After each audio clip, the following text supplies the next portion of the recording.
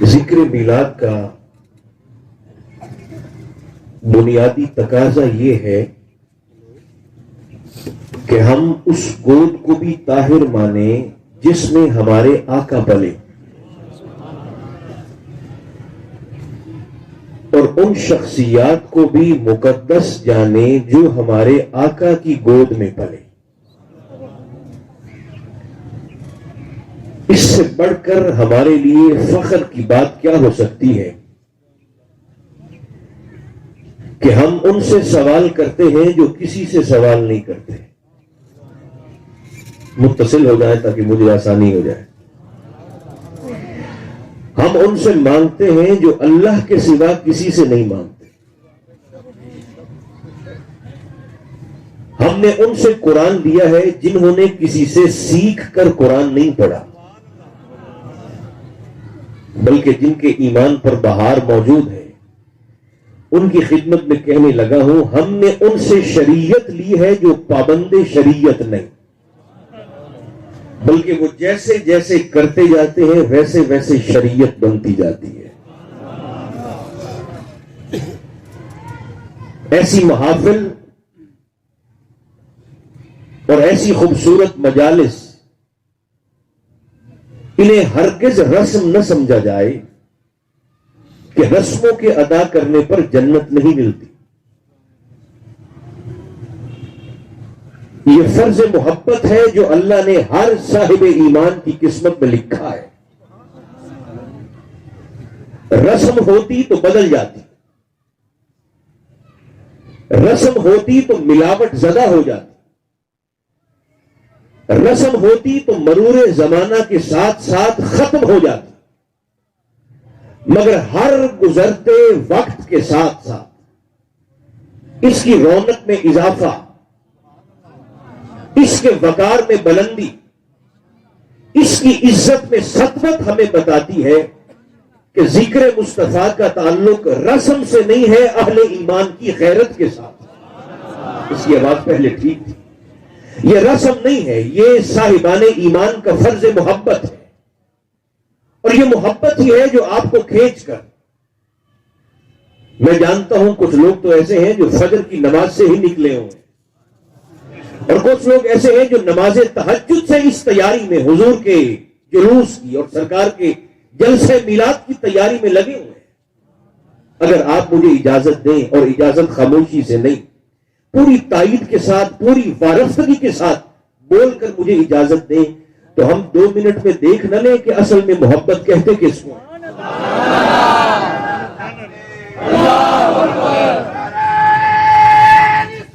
یا رسول اللہ،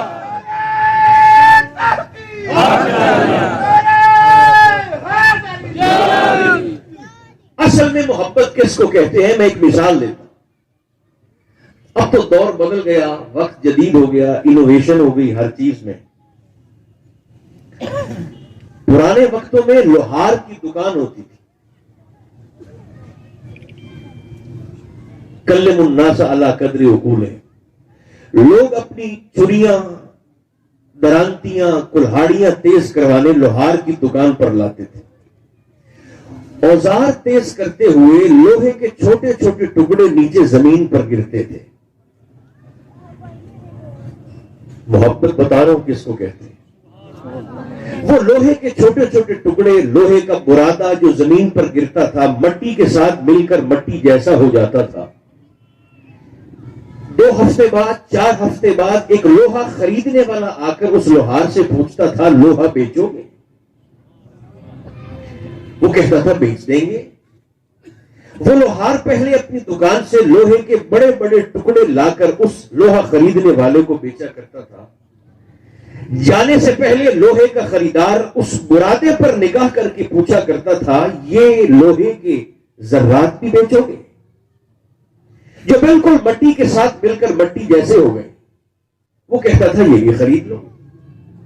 اب وہ لوہے کے چھوٹے چھوٹے ٹکڑے جو نیکڈ آئی سے نظر نہیں آتے، ننگی آنکھ سے نظر نہیں آتے، انہیں اٹھانے کے لیے لوہے کا خریدار ہاتھ کا استعمال نہیں کرتا تھا، بلکہ بوری کھول کر اندر سے مقناطیس نکالتا تھا۔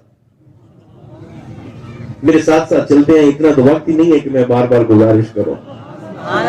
مقناطیس نکال کر وہ ان چھوٹے چھوٹے لوہے کے ذرات پر, ٹکڑوں پر, برادے پر پھیرا کرتا تھا.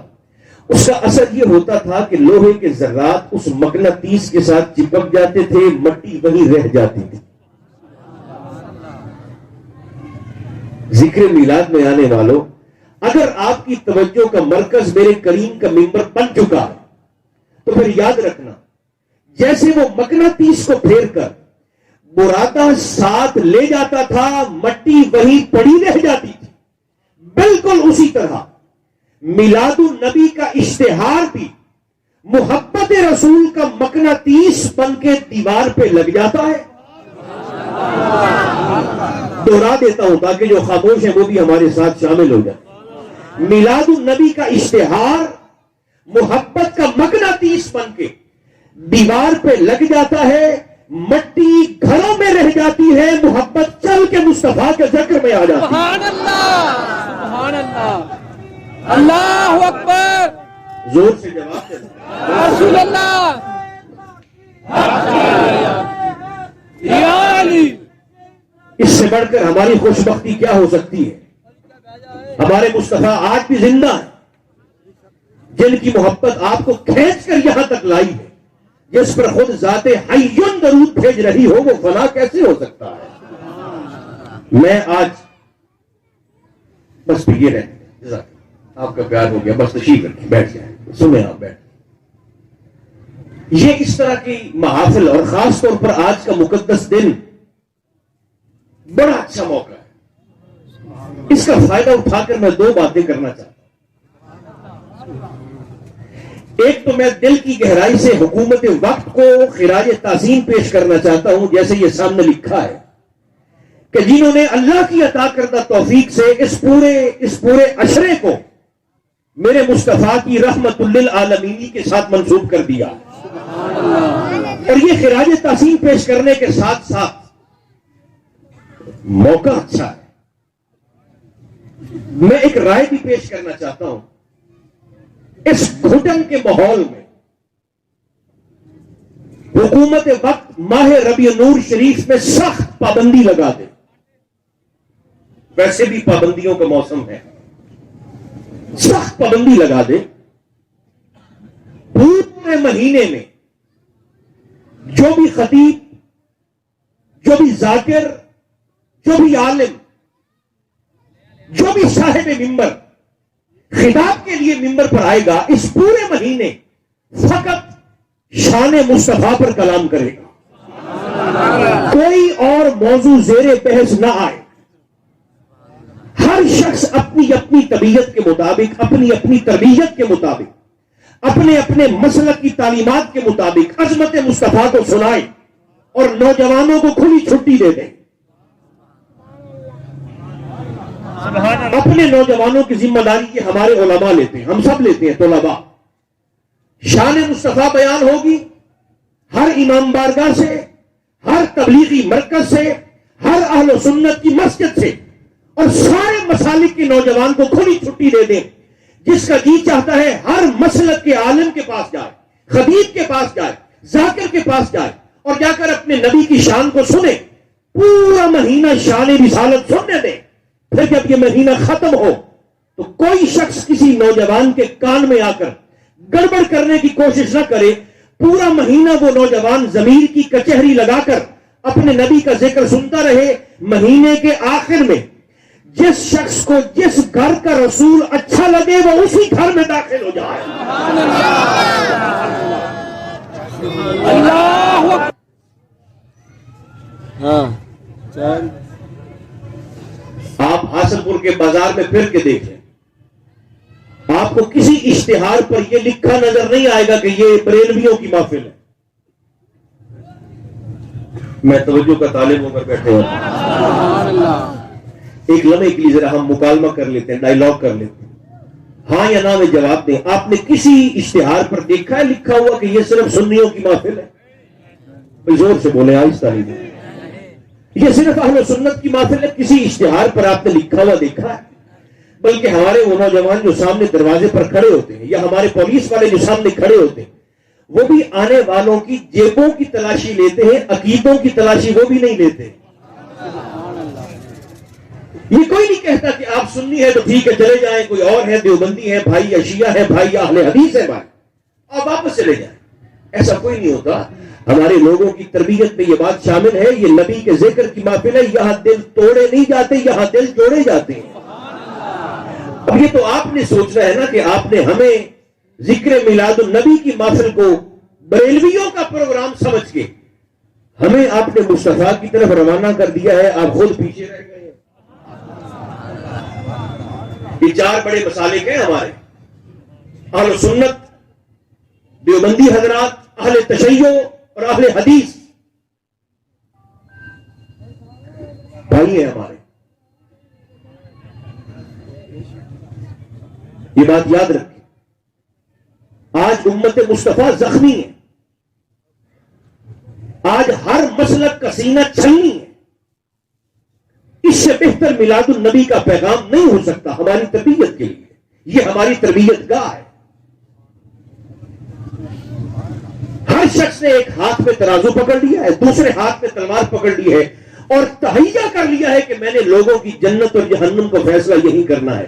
یہ ہماری اتھارٹی نہیں ہے، یہ اس کریم خاندان کا کمال ہے، اور یہ انہی کا خاصہ ہے، چاہے تو آخری وقت میں لشکر یزید سے کسی کو نکال کر ہور بنا۔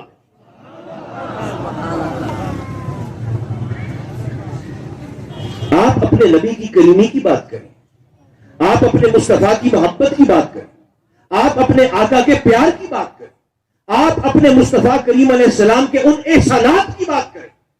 ہمارے جسم پر اتنے بال نہیں ہیں جتنے ہمارے وجود پر ہمارے نبی کے احسان ہیں۔ لوگوں کو قریب کرنے کی کوشش کریں، نگاہ بلند، جلال بھی ہونا چاہیے خطابت میں، مگر نگاہ بلند، سخن دل نواز اور جاں پرسوز، یہی ہے رخت سفر میرے کارواں کے لیے۔ جو صاحبان منبر ہیں ان کی ذمہ داری ہے اپنے لوگوں کو قریب کرنے کی کوشش کریں، سرکار دو عالم علیہ السلام کی تعلیمات کے قریب تر لے جائیں، مسالک کو باہمی ہم آہنگی سے دوچار کریں۔ بلکہ میں تو اس سے ایک قدم آگے بڑھ کے کہنے والا ہوں، مذاہب، مختلف مذاہب کے لوگوں کو اپنے قریب کرنے کی کوشش کریں۔ اب تو سکھ بھی میرے محمد کا میلاد کر رہے ہیں، عیسائیوں کے گرجے میرے مصطفیٰ کے میلاد کے ذکر سے مہک رہے ہیں، سکھوں کے گردوارے اور ہندوؤں کے مندر میرے ملک میں پاکستان میں سرکار کے ذکر سے مہک رہے ہیں۔ حضور صرف صاحبان ایمان کے نہیں ہیں، حضور انسانوں کے، سرکار ساری کائنات کے ہیں، حضور کائنات کے ذرے ذرے کے ہیں۔ یہ میرا اور آپ کا یوں سمجھے کہ ایک حق نہیں، یہ فرض محبت ہے جو آج میں نے اور آپ نے یہاں سے لے کر جانا ہے۔ اسی فکر کو میرے کریم نے بدلا ہے۔ یہ جماعت صوفیہ ہے، اہل ادب لوگوں کی جماعت ہے۔ خواجہ غلام فرید رحمت اللہ تعالی علیہ کا فرمان مجھے ہمیشہ یاد آتا ہے اس موضوع پر۔